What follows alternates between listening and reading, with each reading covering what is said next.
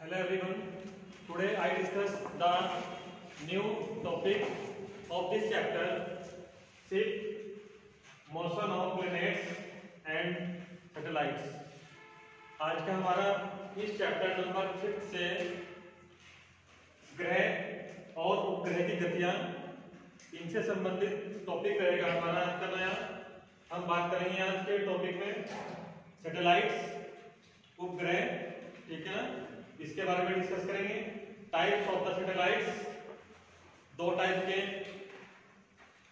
Natural satellites और artificial satellites, इनके examples, और उसके बाद हम बात करेंगे लॉन्ग क्वेश्चन और शॉर्ट दोनों के लिए हैं, orbital speed and period of revolution of the satellites, कक्षीय चाल या कक्षीय वेग और उपग्रह का परिक्रमण काल, ठीक है।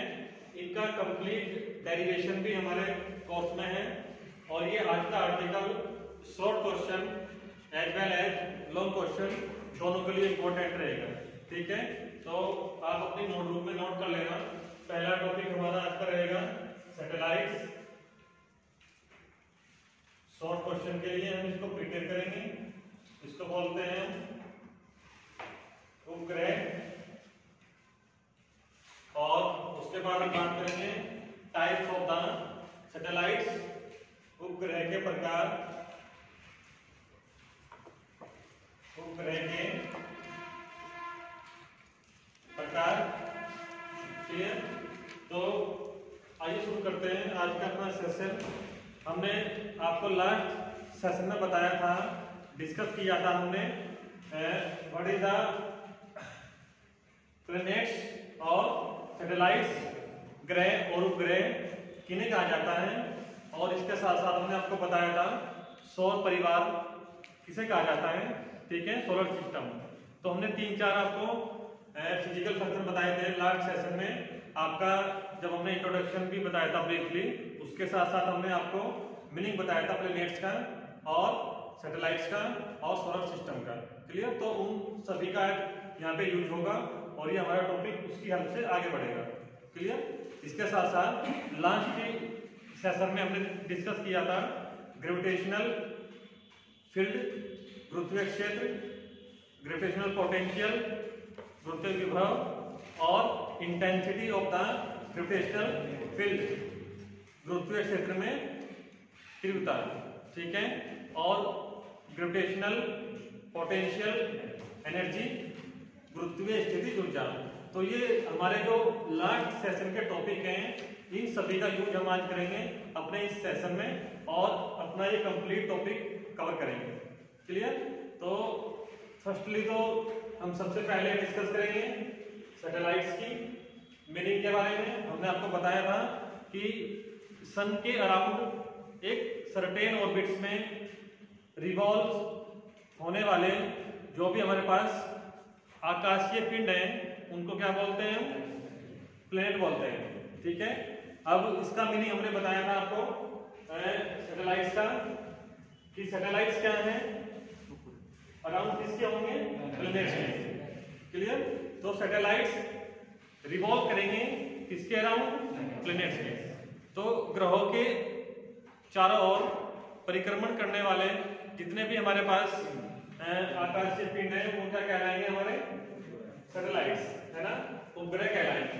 हमने एग्जांपल भी लिया था इसके लिए, हमने कंडीशन दी थी कि moon revolve around the earth, जब चंद्रमा पृथ्वी के चारों ओर क्या करता है, चक्कर लगाता है या परिक्रमण करता है, तो उसको क्या बोलते हैं, उपग्रह कहा जाता है, समझ रहे ना।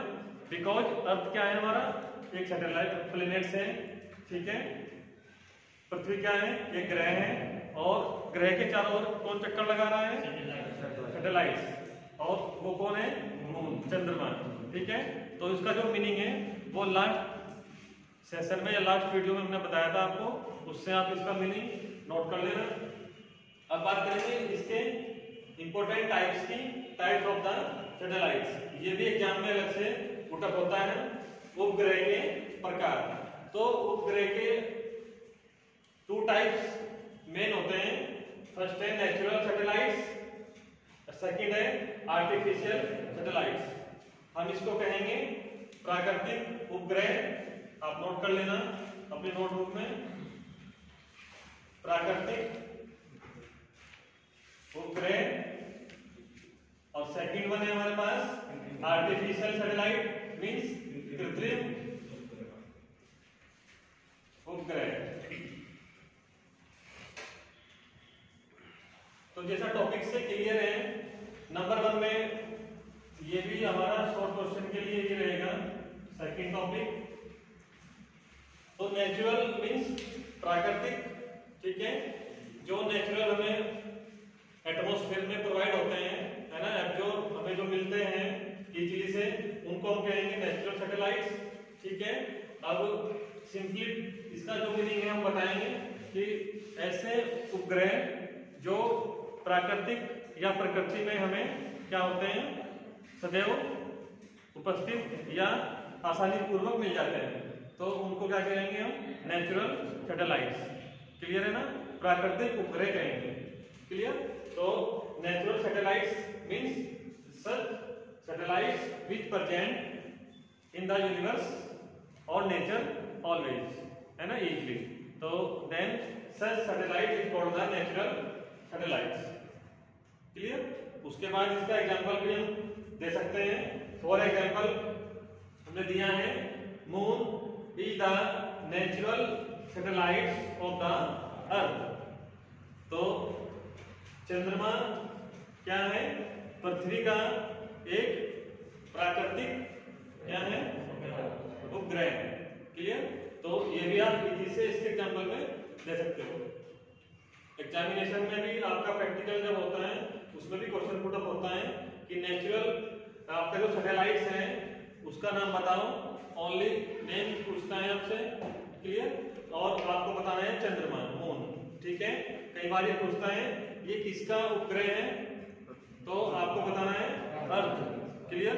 तो कई बार ये डिफरेंट टाइप से आपसे क्वेश्चन पुट अप होते हैं, आप उनमें कंफ्यूज मत होना, इजीली से टॉपिक को आप समझना और उसके अकॉर्डिंग अपना आंसर दे के आना। क्लियर है ना। तो ये भी कई बार, क्योंकि हमारे पास हमने कल बताया था 9 टाइप के प्लैनेट्स होते हैं, उनमें से प्लूटो का अनस्टेबल है अभी प्रेजेंट टाइम में, उसका जो स्थिति है वो नहीं है। बाकी हमारे जितने भी बचे हुए स्टेबल प्लैनेट्स हैं उनके बारे में बात होती है। क्लियर। तो उनमें से भी अर्थ एक अपने आप में प्लैनेट्स है, और इसका सैटेलाइट कौन है, मून है। तो ध्यान रखना, इन सभी छोटी छोटी बातों को आप मिस मत कर देना और अपना आंसर सही से देख आना। क्लियर। उसके बाद नंबर 2 है आर्टिफिशियल सैटेलाइट, कृत्रिम उपग्रह। भाई आर्टिफिशियल मींस जिनका मैन्युफैक्चरिंग ह्यूमन बॉडी करती है ना, साइंटिस्ट या कोई भी ऐसा मनुष्य। क्लियर। जनरली हम भी हो सकते हैं, तो मैन्युफैक्चरिंग हम करते हैं स्वयं। क्लियर। ये हमें नेचर में इजीली से अवेलेबल नहीं हो पाते, और इनका हम मैन्युफैक्चरिंग करते हैं, हम इनको बनाते हैं, इसलिए इनको बोलते हैं आर्टिफिशियल सैटेलाइट। क्लियर। तो ये भी हमारे कोर्स में है, अलग से भी ये टॉपिक का डिस्क्राइब है। आर्टिफिशियल सैटेलाइट अपने आप में टाइप्स भी हैं इसके, ठीक है। ये कितने टाइप का होता है इसके बाद। क्लियर। नेचुरल तो हमारा सिंपल यही पे स्टॉप हो जाएगा, इसके बारे में काफी कुछ हम रीड करेंगे, बट हमारा जो सिलेबस है उसके अकॉर्डिंग हमें सिर्फ नेचुरल में सिर्फ इतना ही बताना है। क्लियर। बट जो आर्टिफिशियल सैटेलाइट्स हैं, कृत्रिम उपग्रह हैं, इसका अलग से टाइप्स हैं। इस नंबर 2 का अलग से टाइप चलेगा। आपके जियो स्टेशनरी सैटेलाइट्स होंगे, ठीक है ना, आपके कम्युनिकेशन सैटेलाइट्स होंगे, ठीक है।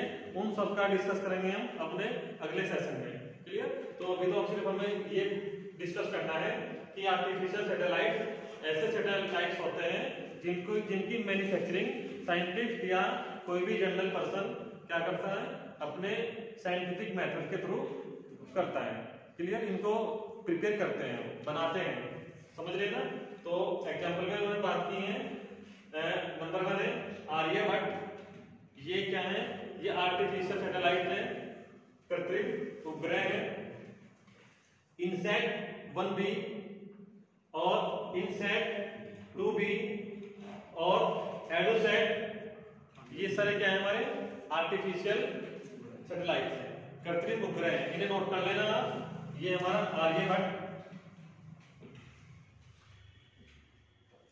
ये साइंटिस्ट हैं हमारे, इन्होंने अपना एक मैन्युफैक्चरिंग करी सैटेलाइट के लिए और उसका नाम दिया आर्यभट्ट सैटेलाइट।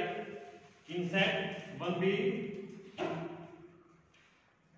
इनसेट 1b, ये भी नोमेनक्लेचर है। इनसेट 2b, ये भी नोमेनक्लेचर है सैटेलाइट का। और एडोसेट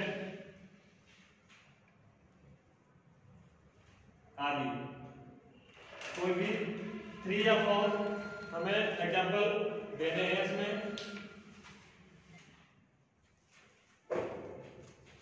तो हमने बात की थी आर्टिफिशियल सैटेलाइट्स में और इनके एग्जाम्पल में हम 3 या 4 एग्जाम्पल, ठीक है ना, देख के आए हैं। आर्यभट्ट ये साइंटिस्ट है, इन्होंने आर्टिफिशियल एक सैटेलाइट का नोमेनक्लेचर किया, बनाया इन्होंने, उसका नाम रखा है उन्होंने आर्यभट्ट। इनसेट 1b, ये इनसेट 2b और ये आपका एडोसेट, ठीक है ना। ये सारे क्या है हमारे आर्टिफिशियल सैटेलाइट्स हैं।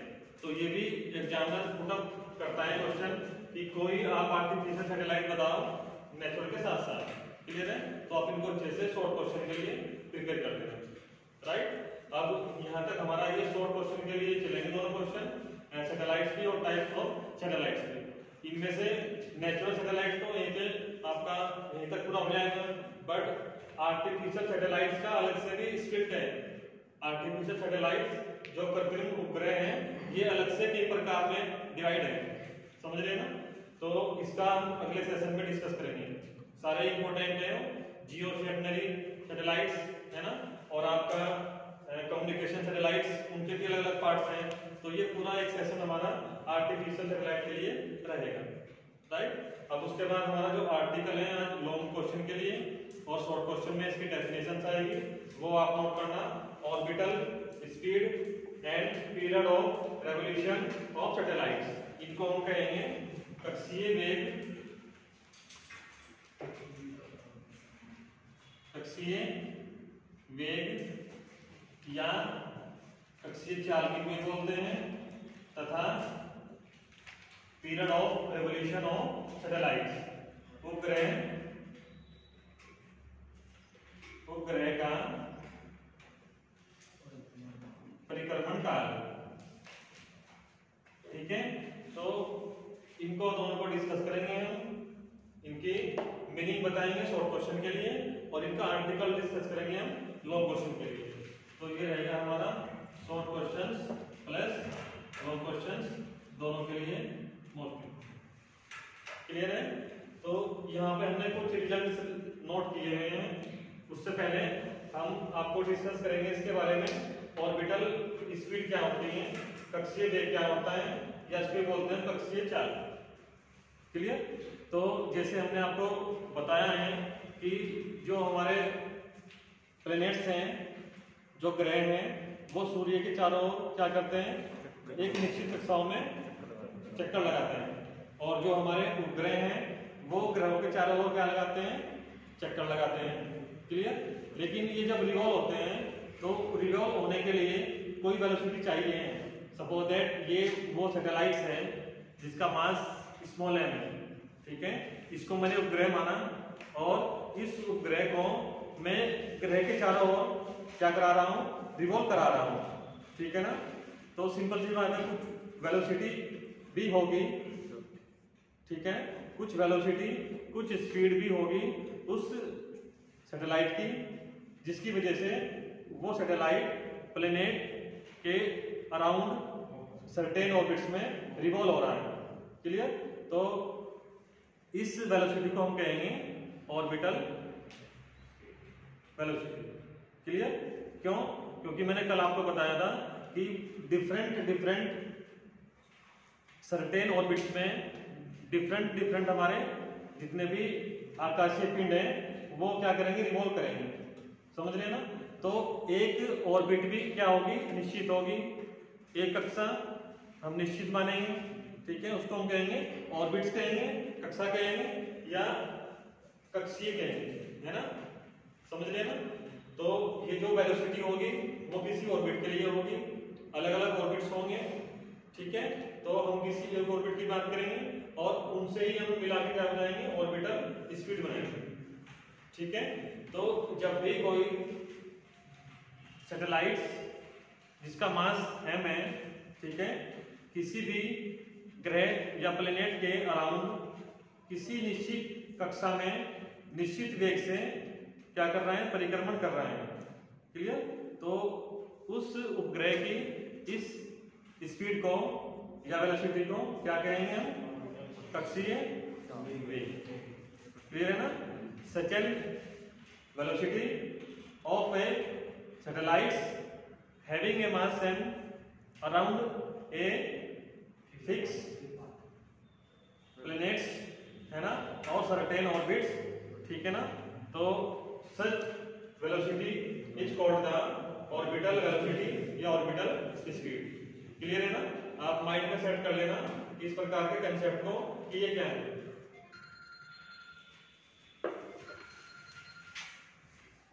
तो मीनिंग की हम बात करेंगे तो कक्षीय वेग क्या होगा, जब भी कोई उपग्रह किसी भी ग्रह के चारों ओर किसी निश्चित कक्षाओं में किसी निश्चित वेग से परिक्रमण करता है तो उस उपग्रह की इस चाल को या उस वेग को क्या कहेंगे हम, उस उपग्रह का कक्षीय वेग कहेंगे, राइट।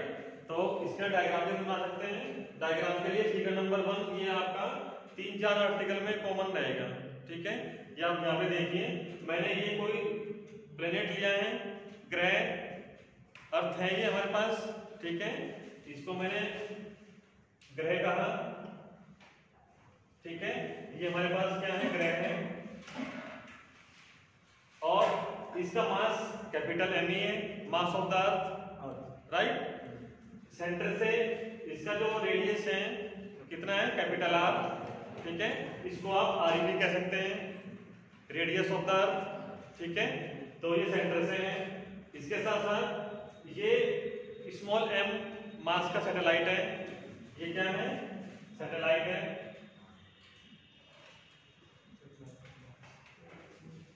ये हमारा उपग्रह है, ठीक है। ये इसका द्रव्यमान है स्मॉल m, ये कैपिटल M हो गया, दोनों में से एक लोगे, ठीक है। ये वो वेलोसिटी है जिसकी हमने अभी बात की है, orbital velocity of the satellite. ध्यान रखना, orbital velocity of the satellite होगी हमेशा, न कि आपका अर्थ या प्लैनेट्स, ठीक है। इसको भी आप नोट कर लेना साइड में। ऑर्बिटल वेलोसिटी है ये हमारी ऑफ द सैटेलाइट, क्लियर। तो इनको भी आप इंडिकेट कर देना अच्छे से एग्जाम। तो ये फिगर नंबर 1 हमने बनाई है।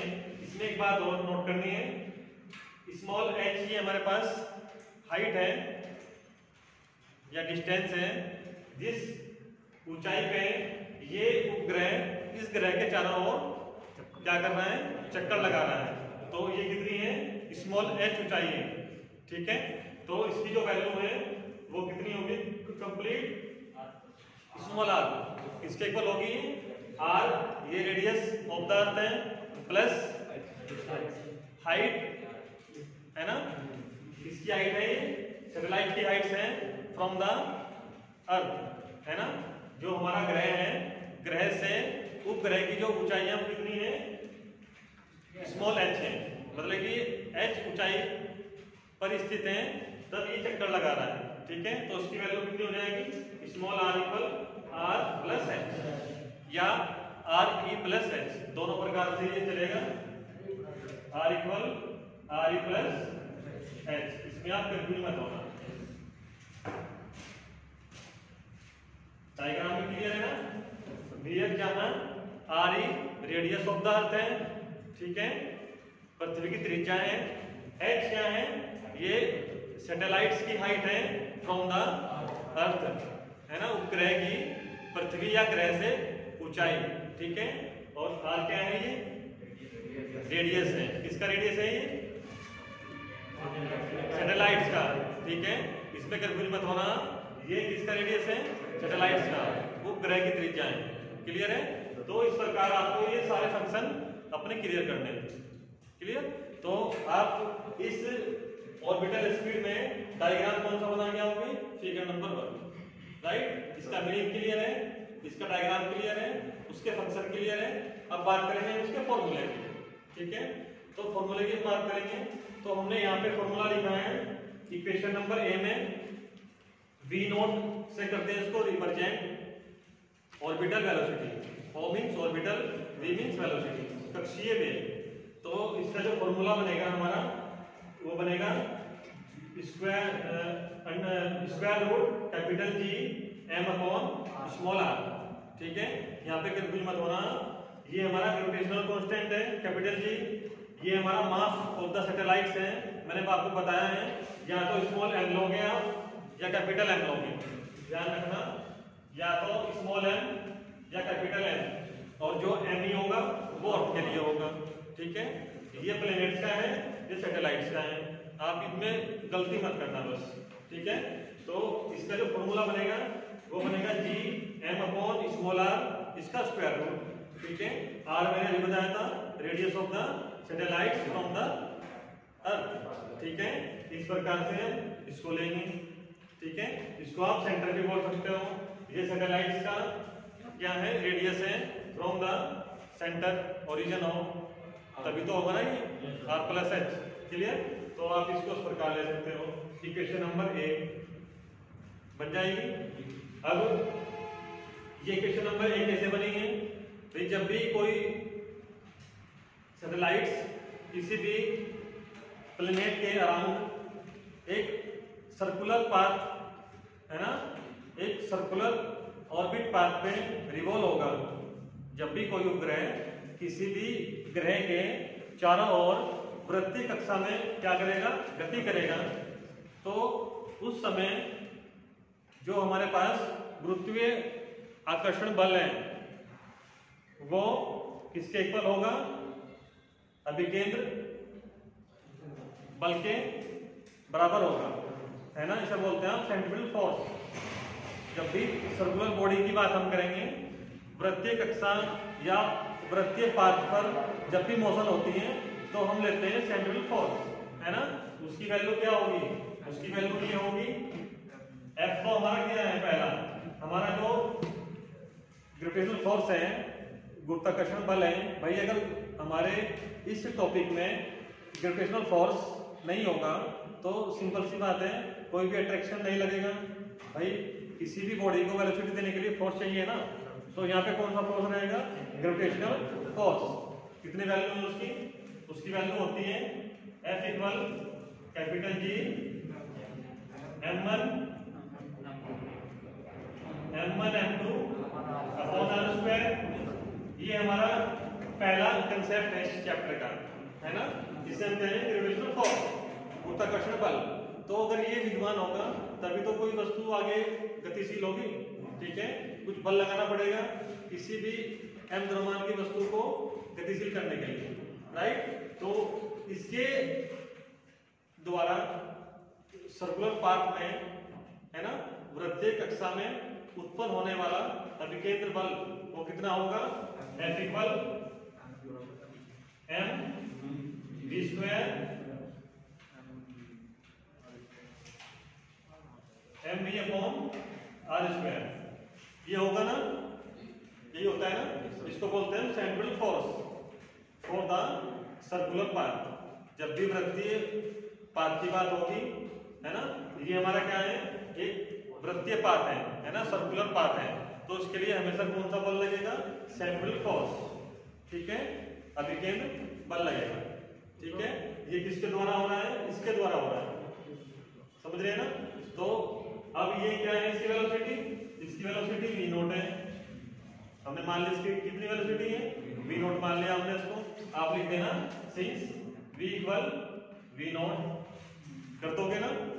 अब आप इन दोनों फोर्स को इक्वल लोगे ना, तो जब हम इनको इक्वल लेंगे, ये हमारा पहला इक्वेशन है, ये सेकंड इक्वेशन है, तो जब इक्वल लेंगे तो क्या बनेगा? ये बनेगा हमारा जी m1 हमारा कितना है, इसको हम ले लेंगे मास ऑफ द, m2 कितना है, mass of the satellite, small m लेंगे या कैपिटल M लेंगे। ये रहेगा हमारा एज इट इज, है ना, r², और ये रहेगा हमारा mv0 स्क्वायर का होगा, ये कौन आ रहा होगा, ये रहेगा हमारा फॉर्मूला, इस प्रकार से चलेगा। ठीक है, और हमें क्या निकालना है, हमें निकालना है ऑर्बिटल वेलोसिटी।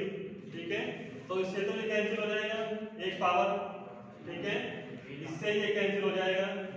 ठीक है, तो यहाँ पे स्मॉल r बचेगा, ये स्मॉल r यहाँ पे आ जाएगा। ठीक है, कैपिटल M E हमारे पास है, ये मास ऑफ द अर्थ इस फॉर्म में है, इस फॉर्म में बन जाएगा। फॉर्मूला अगर बनाना है हमें चेंज कर लेंगे इसको। ओवरऑल हमें v0 निकालना है ना, v0 की वैल्यू स्क्वायर रूट में आ जाएगी, ये प्रूफ हो गया, आ जाएगा कंप्लीट, आ जाएगा ना। तो ये हमारा पहला इक्वेशन है इसका। आप इसका कंप्लीट कंसेप्ट डायग्राम के अकॉर्डिंग थ्योरेटिकल भी आप देना इसका। ठीक है, सारी आपको जितनी थ्योरी है सारी बातें लिखने पड़ेंगी यहाँ पे। स्मॉल m यहाँ पे क्या है, m e क्या है, स्मॉल r क्या है, कैपिटल R क्या है, h क्या है, इन सब का आपको कंप्लीट देना पड़ेगा डायग्राम के अकॉर्डिंग। उसके बाद आप पहली इक्वेशन ये बनाओगे, थ्योरेटिकल से मैथमेटिकल कन्वर्ट करके, मैथमेटिकल से फिर ये भी इक्वेशन नंबर 2 बनेगी हमारी, इनको हम इक्वल करेंगे। ठीक है, तो इक्वल करने के बाद फिर हम सोल्व आउट करेंगे। सोल्व आउट करने के बाद हमारे पास रिक्वायर्ड एक्सप्रेशन बचेगा, v0 equal square root gm upon small r। तो this is the required expression of orbital velocity for the satellites. ठीक है, तो ये हमारे पास कक्षीय चाल है किसी भी उपग्रह के लिए जिसका द्रव्यमान m है। ठीक है, अब इसको मैंने मॉडिफाई किया हुआ है और करके, या तो आपको ऐसे प्रूव करके आना है या आपको ऐसे प्रूव करके आना है। इसमें देखो क्या चेंजिंग है, इसमें कोई चेंजिंग नहीं है। स्मॉल r की वैल्यू आपको r प्लस h मिलेगी या re प्लस hp मिलेगी। ठीक है, तो ये दो फॉर्मूले भी बन जाएंगे। कंप्लीट एग्जामिनेशन में किस प्रकार से भी प्रूव कराए, आप दोनों प्रकार से प्रूव करके आना है। ठीक है, ये एज इट इज है, v0 as it is square root में gm as it is, r की वैल्यू है r प्लस h। ठीक है, ये हमारा इतना हो जाएगा, सेकंड प्रूफ हो जाएगा यहाँ तक हमारा। ठीक है, उसके बाद जो थर्ड है सी, मैंने इनको इक्वेशन नंबर ए बी और सी में स्प्लिट किया है ना। आप इन्हें जब आप नोटबुक में नोट करोगे, अपने नोट्स बनाओगे, तो आप इन्हें इसी प्रकार से करके आना अलग अलग। ठीक है, इसमें चेक करो क्या है, इसमें मैंने आपको बताया था स्मॉल जी में और कैपिटल जी में रिलेशन बताया था मैंने आपको, है ना, बताया था ना। तो वो रिलेशन अब काम आएगा। ठीक है, क्या था relation, small g equal capital G m e upon r square. ठीक है, तो ये हमारे पास है, और मैंने आपको बताया था कि ये जो हमारे पास m e है ये m के इक्वल भी है। ठीक है, तो इसको हम m भी बोल सकते हैं, m e equal m, capital M भी ले सकते हैं ना, तभी तो बनाए फॉर्मूला। तो यहाँ पे भी हमारे पास क्या है, इसको हम कैपिटल M कहेंगे, है ना, और इसको कैपिटल R कहेंगे। ये कंसेप्ट हमारा होना चाहिए, अच्छा, कोई प्रॉब्लम नहीं आने की। ठीक है, तो इसको हम लिख सकते हैं अलग से, g r equal g are square equal capital G और एम लिख सकते हैं ना। तो ये फॉर्मूला बन जाएगा हमारा, हम जानते हैं, इससे ये कंसेप्ट हो जाएगा। ठीक है, इसको भी आप नोट कर लेना, और इससे ये बन जाएगा। तो यहाँ पे ना जी एम की वैल्यू क्या लेंगे, ये आर स्क्वायर लेंगे, अगर आर ई में है तो आर स्क्वायर ले लेंगे, बस इतना करना है। तो वही किया हुआ हमने। जब इसकी वैल्यू हम क्या लेंगे, स्मॉल जी आर स्क्वायर लेंगे, तो ये आ जाएगा स्मॉल जी और आर स्क्वायर। ठीक है, सॉरी यहाँ पे पुट की हमने इक्वेशन नंबर ए में, इसकी वैल्यू जीएम की स्मॉल जी आर स्क्वायर, तो ये बन जाएगा स्मॉल जी आर स्क्वायर। ठीक है ना, अपॉन ये हमारे पास है स्मॉल आर, लेकिन फिर दोबारा चेंज करना पड़ेगा वही कैपिटल आर में, ठीक है। तो कैपिटल आर में चेंज करना पड़ेगा, तो फंक्शन बनेगा हमारा small ji are square upon are plus H, ठीक है, ये बनेगा। आप नोट कर लेना इन चीजों को। उसके बाद वो फिर इक्वेशन कैसे बनी मैं बताऊंगा आपको। इसे आप लिखो, उसके बाद v naught equal square root g m की वैल्यू चेंज करेंगे जी आर स्क्वायर, नोट करते रहो, g are square small ji are square upon are plus h, equation number, इसको आप सी बना लेना, ठीक है, नोट कर लेना आपने। V naught equal square root small ji are square upon are plus H. अब इसके बाद हमने कंडीशन दी कि यदि हमारा जो उपग्रह है वो पृथ्वी के काफी नजदीक है ना, very near to the earth, तो जब ये इसके काफी क्लोज होगा तो उस समय जो कैपिटल आर होगा, ठीक है, ये कैपिटल आर ग्रेटर होगा किससे, एस से, ठीक है। तो इसमें आप कंसेप्ट लिख लेना, इफ क्या है, सैटेलाइट्स अर्थ के क्या है, वेरी नियर है, बहुत पास है, तो सिंपल सी बात है, इसको हम क्या कर लेंगे, नगण्य मान लेंगे, है ना। तो इसकी वैल्यू क्या हो जाएगी, जो हमारा एच है वेरी वेरी आर हो जाएगा। तो हम यहाँ से एच को रिमूव कर देंगे ना, तो कोई फंक्शन बचेगा small ji are square upon r बचेगा, आर से एक पावर कट जाएगी, लास्ट में प्रूफ हो गया जाएगा we naught equal square root small g और आर, हेंस रूट। ये आप देख लेना यहाँ पे कंडीशन कि यदि उपग्रह ग्रह के क्या है, बहुत समीप है ना, if the satellite is very near to the earth या प्लेनेट, ठीक है ना, then the H is very very less to R, clear है। या आप कर देना एच इज नेग्लिजिबल, है ना, नगण्य मान लेंगे इसको यहाँ से रिमूव कर देंगे, समझ रहे हैं ना। तो फॉर्मूला आ जाएगा we naught equal square root G R, ये हमारा हेंस रूट हो जाएगा, राइट। अब अगर हम इसकी वैल्यू प्रैक्टिकली वैल्यू लें कि कितनी प्रैक्टिकल वैल्यू होनी चाहिए हमारी, कितना ऑर्बिटल वेलोसिटी होनी चाहिए किसी भी सैटेलाइट को किसी भी प्लेनेट के या अर्थ के अराउंड रिवॉल्व कराने के लिए, ठीक है। तो उस वैल्यू को फाइंड करने के लिए हमें फंक्शन मिला है, हमें पता है जी की वैल्यू कितनी होती है 9.8 मीटर पर सेकंड स्क्वायर, है ना, विद यूनिट रखेंगे उसको, और रेडियस ऑफ द अर्थ कितनी है 6.4 10 की पावर +6, ठीक है। ये किसमें होगी, इसको ले लेंगे इसका यूनिट और इसको सोल्व आउट करेंगे। ये मीटर पर सेकंड में है, हमने इसको किलोमीटर में बनाया है, तो वी नोट की वैल्यू आएगी 7.98 किलोमीटर पर सेकंड, या अप्रोक्स में लेंगे 8 किलोमीटर पर सेकंड, कितने लेंगे 8 किलोमीटर पर सेकंड। तो हमें इतना वेलोसिटी देना पड़ेगा उस सैटेलाइट को किसी भी प्लेनेट या अर्थ के अराउंड रिवॉल्व कराने के लिए, क्लियर, इतना सफिशिएंट होना ही होना है, क्लियर है ना। तो प्रैक्टिकली कई बार ये वैल्यू भी आपसे एग्जाम में पूछ लेते हैं कि कितना ऑर्बिटल वेलोसिटी होता है किसी सैटेलाइट के लिए किसी भी प्लेनेट के अराउंड रिवॉल्व करने के लिए, ठीक है। तो किसी उपग्रह की जो कक्षीय चाल है वो कितनी होनी चाहिए, वो लगभग 8 किलोमीटर पर सेकंड होनी चाहिए किसी भी ग्रह के चारों ओर चक्कर लगाने के लिए, क्लियर। तो ये पहला आर्टिकल हमारा लोग के लिए आपको करना है। इसमें जब आप केस बनाओगे इसके आर्टिकल में, तो आर्टिकल में जब आप केस बनाओगे इक्वेशन नंबर बी से आप देखिए, ये जो वेलोसिटी है वी नॉट, ये डिपेंड किस पे कर रही है, एच पे, किस पे डिपेंड कर रही है, एच पे। ऊंचाई जितनी अधिक होगी वेलोसिटी उतनी क्या होगी, कम होगी, क्योंकि इसके इनवर्स है ना ये। अगर हमारे पास हाइट क्या है, लार्ज है, ये हाइट लार्ज है, हमने लार्ज की है, तो क्या होगी वेलोसिटी उतनी कम होगी। उसके बहुत सारे रीजन है। पहला तो रीजन यही है कि इनके बीच अट्रैक्शन जो फोर्स है वो कम हो जाएगा। जब अट्रैक्शन फोर्स कम हो जाएगा तो हम उस फोर्स के थ्रू उस सैटेलाइट को वेलोसिटी नहीं दे पाएंगे। भाई मैंने आपको बताया था ना कि फोर्स के थ्रू ही हम किसी भी सैटेलाइट को वेलोसिटी प्रोवाइड कराते हैं। हम किसी बल के द्वारा ही कोई काम करते हैं, ठीक है। अगर मेरे अंदर कोई फोर्स है, पावर है, पावर से मेरे अंदर फोर्स है, तो फोर्स के थ्रू मैं उस बॉडी को आगे मूव करूंगा ना।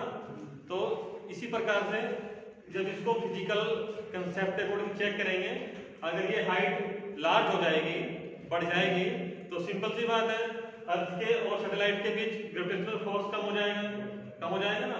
जैसे ही वो कम होगा तो तब भी वेलोसिटी क्या होगी हमारी, कम होगी। क्यों? फोर्स होने के साथ साथ हम वेलोसिटी नहीं दे पाएंगे उसको, है ना। तो ये भी कंसेप्ट है। दूसरा, हाइट बढ़ने से वेलोसिटी कम होगी हमारी, रीजन मैंने बता दिया क्यों होगी, समझ रहे हैं ना। और इसके साथ साथ ये जो ऑर्बिटल वेलोसिटी है उस सैटेलाइट के लिए, ये ऑर्बिटल वेलोसिटी सैटेलाइट के मास पे डिपेंड नहीं करती। क्यों? क्योंकि फॉर्मूले में मास नहीं है सैटेलाइट का, समझ रहे हैं ना। अर्थ का मास है ये। तो ये भी आपको जब केस बनाओगे इसके आप उसमें आप नोट करोगे कि किसी भी उपग्रह का जो कक्षीय वेग होता है वो उस उपग्रह के द्रव्यमान पर निर्भर नहीं करता, ठीक है ना। Orbital velocity do not depend upon the mass of the satellite, ठीक है ना।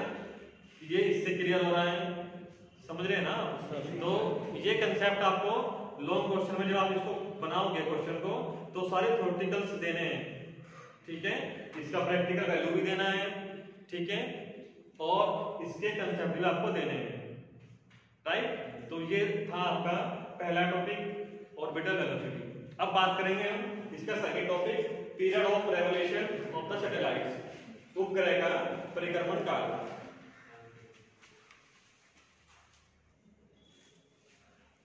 सेकंड टॉपिक रहेगा हमारा लॉन्ग क्वेश्चन के लिए, period of revolution of the satellites, ठीक है, उपग्रह का परिक्रमण काल। इसको हम करेंगे, बट इसको करने से पहले हमें जो हमारा ऑर्बिटल वेलोसिटीज है वो भी पता होना चाहिए, क्लियर है। तो इसको सिंपली हम डिफाइन करेंगे कि जब भी कोई उपग्रह किसी ग्रह के चारों ओर क्या करता है, रिवॉल्व होता है, तो उसका कितना टाइम क्या हुआ है, कवर हुआ है, कितना परिक्रमण किया है उसने, वो निकालना है, मींस टाइम पीरियड निकालना है, टी, ठीक है। तो मैंने आपको बताया था ये एक सर्कुलर पाथ है ना, वृत्तीय पाथ है, ठीक है। और एक सर्कुलर पाथ के लिए जो उसका सर्कमफ्रेंस होता है, जो परिधि होती है, कितनी होती है, 2πr होती है, ठीक है। और वो सैटेलाइट किस वेलोसिटी से मूव कर रहा है, ठीक है, उसकी वैल्यू। तो जब भी हम इसको डिफाइन करेंगे विद मीनिंग, तो जब कोई उपग्रह किसी वृत्तीय पथ पर, ठीक है, किसी वृत्तीय पथ पर एक निश्चित कक्षीय वेग से क्या करता है, मूव करता है, या चक्कर लगाता है, या परिक्रमण करता है, ठीक है ना। तो उस अवस्था को हम क्या कहेंगे, उस उपग्रह का परिक्रमण काल कहेंगे, ठीक है ना। दोबारा फिर सुनो, जब भी कोई उपग्रह, ठीक है, किसी भी वृत्तीय पथ पर, ठीक है, निश्चित कक्षीय वेग से क्या करता है, चक्कर लगा रहा है, ठीक है, तो उस अवस्था में उस उपग्रह के जो समय लगेगा उसको हम कहेंगे उपग्रह का परिक्रमण काल, ठीक है। तो इसको हम डिफाइन कैसे करेंगे, the period of revolution of the satellites around the planet in the circular orbit या path at the certain velocity v0, ठीक है ना, then such time period of the satellite is called the period of time of the satellite, ठीक है। और इसको हम represent करते हैं कैपिटल T से, किससे करते हैं, कैपिटल T से। तो फॉर्मूला बनेगा हमारा capital T equal 2πr upon v0 बनेगा ना। 2πr क्या है, ये परिधि है, उस सर्कुलर पाथ की ये वो पार्ट है हमारा, ये है हमारे पास वो पाथ, ठीक है, यहाँ पे मूव हो रहा है वो, ठीक है। तो ये 2 पाई आर पूरा जाएगा और ये v नॉट है, क्लियर। तो इससे बना लिया हमने फॉर्मूला, इक्वेशन नंबर 1। डायग्राम में फिर वही देंगे हम, ठीक है, meaning diagram formula, 3 concept clear है। उसके बाद इसका लॉन्ग के लिए आर्टिकल क्या चलेगा। अब देखो लॉन्ग के लिए आर्टिकल में हमारा t इक्वल हमने लिखा है 2 pi square root r plus h की पावर 3 और अपॉन कैपिटल GM। अब यहाँ पे मैंने आपको बताया है सारे फंक्शन इजीली से। 2 पाई तो हमारा बाहर ले लेंगे इसको, r की वैल्यू क्या है, r की वैल्यू r प्लस h के इक्वल है, ठीक है। तो r प्लस h या r प्लस h के इक्वल मान लेंगे ना। और v नॉट क्या है, v नॉट की वैल्यू स्क्वायर रूट में है ना। तो जब इसको हम स्क्वायर इसका हटाएंगे r की फॉर्म में लेना पड़ेगा आपको ये, क्योंकि हमें आर्टिकल r की फॉर्म में चाहिए, तो उसमें से एक पावर तो कैंसिल हो जाएगी ये वाली, है ना। जब इसको बाहर लोगे आप तो कितना बनेगा, ये 3/2 समथिंग बनेगा, है ना, पावर इसका हटाने के बाद। तो एक पावर कैंसिल हो जाएगी ना, 2 से 2 कैंसिल हो जाएगा और इसको दोबारा फिर हम स्क्वायर रूट में ले लेंगे। तो सोल्व करने के बाद मैथमेटिकली ये बनेगा, इक्वेशन नंबर 1 बनेगा ना। दोबारा फिर बता रहा हूं मैं, इस कैपिटल T में इस पीरियड ऑफ टाइम में आपको क्या लेना है, 2 पाई बाहर लेना है, ठीक है। और r की वैल्यू कितनी है, r की वैल्यू r प्लस h है या r प्लस h है, ठीक है, ये आपको पुट करनी है। और नीचे क्या है, वेलोसिटी है ना, ऑर्बिटल वेलोसिटी है, इसकी वैल्यू कितनी है, square root gm upon small r। तो इसको आप सोल्व करना मैथमेटिकली, और सोल्व करने के बाद ये बचेगा इक्वेशन नंबर ए, ये आपका पहला आर्टिकल है।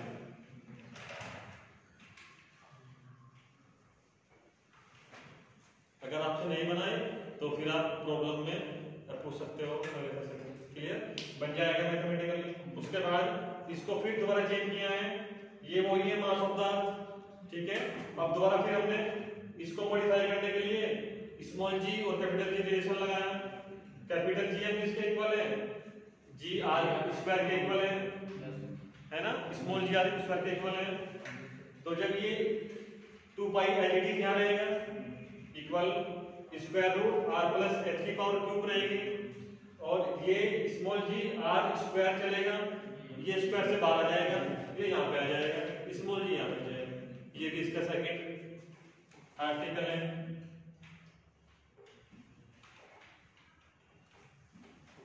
ठीक है, तो ये हमारे पास 2 आर्टिकल हैं इसको करने के लिए, ठीक है।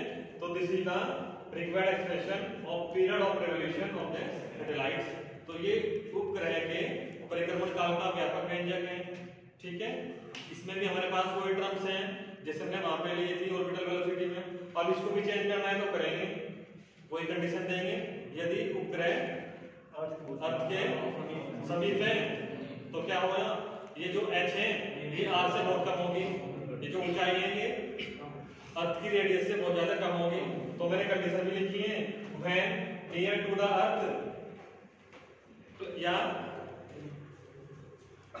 सैटेलाइट ले लेंगे हम, कंडीशन दे देंगे, ठीक है ना। When satellites near to the earth plane, ये लिख लेना, when satellites near to the earth plane, जब उपग्रह पृथ्वी तल के बहुत समीप हो तो उस समय क्या होगा, small h very very less to the capital R। तो ये इससे कम हो जाएगा, जब इससे कम हो जाएगा तो इसको यहाँ से रिमूव कर देंगे, हम लिख देंगे ये नगण्य है ना, या नेग्लिजिबल है, तो उसको छोड़ देंगे।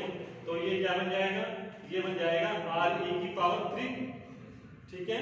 और फॉर्मूला बन जाएगा t equal 2 pi square root r की पावर 3, और ये हमारा एलईडी बनेगा gm, है ना, gme, ये भी आपका हैंड प्रूव हो जाएगा।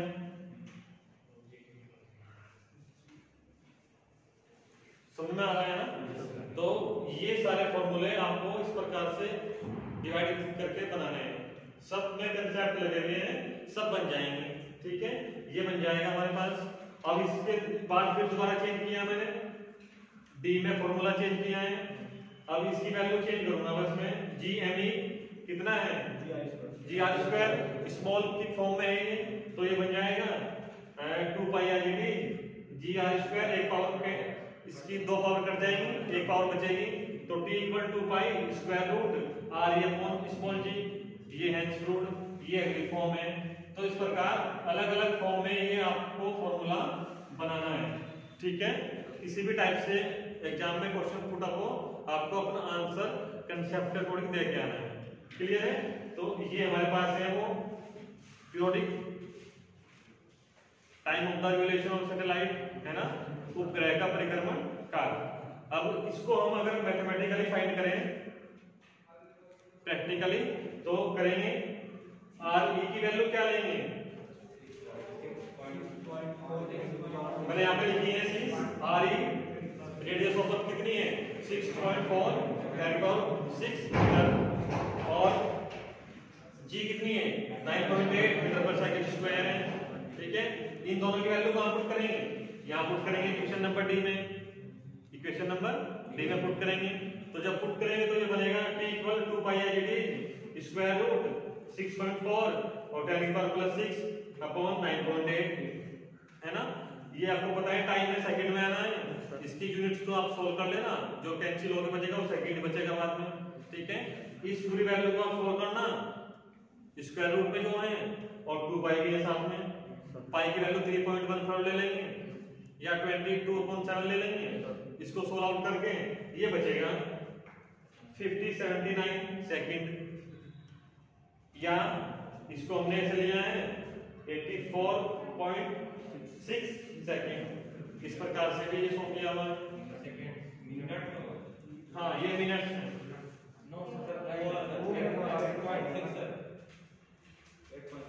ये मिनट्स में आ जाएगा हमारा।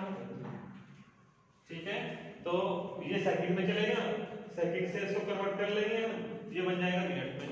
ठीक है, तो ये क्या है हमारे पास, ये प्रैक्टिकल वैल्यू है कि इतना पीरियोडिक रिवोल्यूशन टाइम होना चाहिए सैटेलाइट के लिए। ठीक है, जब वो रिवॉल्व होता है किसी भी अर्थ के अराउंड, या प्लेनेट के अराउंड। क्लियर है ना। तो ये 2 आर्टिकल हमारे लॉन्ग क्वेश्चन के लिए करने हैं आपको कंप्लीट, और दोनों में सेम डायग्राम बनना है, सेम फंक्शन हमारे आपको क्या करने हैं, एक्सप्लेन करने हैं दोनों टॉपिक में। ठीक है, तो 2 क्वेश्चन हमारे आज के शॉर्ट के लिए हैं, जल्दी से रिवाइज करते हैं आपके सेशन का, फिर क्लोज कर रहे हैं। तो सैटेलाइट्स में हमने आपको बताया था सिंपली जो प्लेनेट के अराउंड और रिवॉल्व करते हैं उनको हम सैटेलाइट कहेंगे। और ये आपके मून हमने बताया था आपको, इसका एग्जांपल टाइप्स ऑफ सैटेलाइट्स में 2 प्रकार के हैं, नेचुरल सैटेलाइट्स और आर्टिफिशियल सैटेलाइट्स। तो नेचुरल में हमारे हमने लिया था ये जो नेचर पे प्रेजेंट होते हैं या यूनिवर्स में प्रेजेंट होते हैं, जिनको इजीली से अवेलेबल मान लेते हैं। तो moon is the natural satellite of the earth. चंद्रमा क्या है, पृथ्वी का एक प्राकृतिक उपग्रह है, इसको हम यहीं पर स्टॉप करेंगे, इतना ही आपके सिलेबस में है। बट ये आर्टिफिशियल सैटेलाइट्स की बात करेंगे, आर्टिफिशियल सैटेलाइट को हम या साइंटिस्ट लोग मैन्युफैक्चरिंग करते हैं, उनको अपना नाम देते हैं। ठीक है, उसको हम कहेंगे कृत्रिम उपग्रह। और ये एग्जांपल के लिए Aryabhata, INSAT 1B, INSAT 2B, EDUSAT, etc. तो ये रहेंगे हमारे आर्टिफिशियल में। आर्टिफिशियल आपके कोर्स में और भी डिस्क्राइब है, इसके टाइप्स अगले सेशन में हम डिस्कस करेंगे। ठीक है, जियो स्टेशनरी सैटेलाइट्स हैं, आपका कम्युनिकेशन सैटेलाइट्स हैं, ये सब। ठीक है, उसके बाद 2 हमारे आर्टिकल चलेंगे, ऑर्बिटल वेलोसिटी और period of revolution of the satellites. इन दोनों के मीनिंग होने चाहिए अलग अलग। ऑर्बिटल वेलोसिटी में जब भी कोई सैटेलाइट रिवॉल्व होता है एक सर्टेन ऑर्बिट्स में सर्टेन वेलोसिटी से, तो वो वेलोसिटी कहलाएगी ऑर्बिटल वेलोसिटी। इसको करेंगे रिप्रेजेंट v नॉट से। इसके फॉर्मूले, इसका डायग्राम बनाएंगे फिगर नंबर के अकॉर्डिंग। इनके सारे फंक्शन को आप क्लियर है ना, आइडेंटिफाई करोगे आप। ठीक है, सबको। और उसके बाद इनका फॉर्मूला भी निकाल के आओगे आप। पहली इक्वेशन ये बनेगी फोर्स की, फिर ये बनेगी आपकी इक्वेशन नंबर 2। इनको कंपेयर करके हम v निकाल लेंगे, v नॉट। ठीक है, ये इक्वेशन नंबर 1 के अकॉर्डिंग, इक्वेशन नंबर b के अकॉर्डिंग मॉडिफाई करेंगे। इक्वेशन नंबर सी के अकॉर्डिंग मॉडिफाई करेंगे, ठीक है। और इनका आपको केस बनाने हैं कि जो वेलोसिटी है ना, ऑर्बिटल वेलोसिटी को h पे क्या है, h पे डिपेंड करती है। अगर h लार्ज है तो ये क्या है, कम हो जाएगा। अगर हमारे पास h क्या है, लो है, तो ये हाई हो जाएगी। सेकंड केस बनाएंगे, ये सैटेलाइट के मास पे डिपेंड नहीं करेगी, ठीक है। ये सब बना के पूरा कर देंगे। इसकी प्रैक्टिकल वैल्यू भी आप देख के आओगे। ये जो हमने सोल्व आउट की हुई है, v not equal approx 8 kilometre पर सेकंड, ये इसकी प्रैक्टिकल वैल्यू है, ठीक है। सेकंड आर्टिकल हमारा period of revolution of satellite में डायग्राम सेम रहेगा, ठीक है। और इसकी डेफिनेशन भी हम सिंपल देंगे कि किसी भी सैटेलाइट जब वो एक सर्टेन ऑर्बिट से रिवॉल्व होता है किसी प्लेनेट के अराउंड, ठीक है, सर्कुलर पाथ में, तो उसका सर्कमफ्रेंस और उसकी सर्टेन वेलोसिटी, उनका अनुपात कहलाएगा ये, है ना। इसको t से करेंगे represent, t equal to pi small r upon v naught. अब ये स्मॉल r की फॉर्म में है, तो हम क्या करेंगे, v नॉट का फॉर्मूला स्मॉल r की फॉर्म में लेके आएंगे या पुट करेंगे, तो इसको बनाएंगे हम। तो ये वैल्यू 2 पाई एज इट रहेगी और r हमारा ये भी एज इट रहेगा, बट ये v नॉट की वैल्यू स्क्वायर रूट में ले लेंगे हम, ठीक है। तो स्क्वायर रूट में लेंगे, इसमें से एक पावर कैंसिल हो जाएगी, r से r कैंसिल हो जाएगा, बाकी ये बच जाएगा 2 pi square root r plus h की power cube upon capital G है। ये आपका पहला आर्टिकल एक्सक्लूड हो जाएगा। इसको मॉडिफाई किया हुआ है मैंने, ये इस फॉर्म में है, t equal to pi capital R square root r plus h की पावर 3 अपॉन ये स्मॉल g है। आप समझ जाना, जब भी कैपिटल G से स्मॉल g हो रहा है तो रिलेशन लगा हुआ है, ठीक है, और चेंज हुआ है, ठीक है। तो ये चीज आप कर लेना। इक्वेशन a और b ये अलग फॉर्म में है, उसके बाद इसको मैंने अलग फॉर्म में भी बनाया है, ठीक है। लेकिन कंडीशन दे दी, जब सैटेलाइट्स नियर है अर्थ प्लेन के तो h की वैल्यू लेस रहेगी re से, तो h को रिमूव कर देंगे, है ना, उसको नगण्य मान लेंगे, re की वैल्यू यहाँ पर पुट कर देंगे, इसको सोल्व कर लेंगे, ये c बन जाएगा, ठीक है। और लास्ट में ये स्मॉल g की फॉर्म में है, 2 pi square root r upon small g, ठीक है। ये हमारा रिक्वायर्ड एक्सप्रेशन है सभी, ठीक है ना, a b c d जितने भी हमारे अब तक, राइट। इसको हमने प्रैक्टिकली फाइंड किया है। प्रैक्टिकल फाइंड करने के लिए इन दोनों की वैल्यू, re की वैल्यू और स्मॉल g की वैल्यू, ये हमने पुट की है इक्वेशन नंबर डी में, और ये t इक्वल 5079 सेकंड में आएगा या 84.6 मिनट में आएगा। तो ये हमारा पीरियड ऑफ रेवोल्यूशन है सैटेलाइट के लिए, क्लियर। उपग्रह का परिक्रमण काल है ये, ठीक। तो ये कंप्लीट हमारे आज का जो सेशन है वो शॉर्ट क्वेश्चन और लॉन्ग क्वेश्चन के लिए हमें प्रिपेयर करना है, क्लियर। अगले सेशन में हम डिस्कस करेंगे टाइप्स ऑफ द सैटेलाइट्स, ठीक है।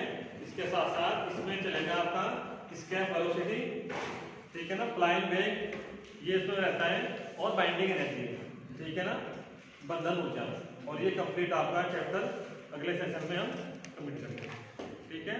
तो अपनी आने वाले प्रोग्राम को आप डिस्कस करोगे हमारे साथ। Thanks for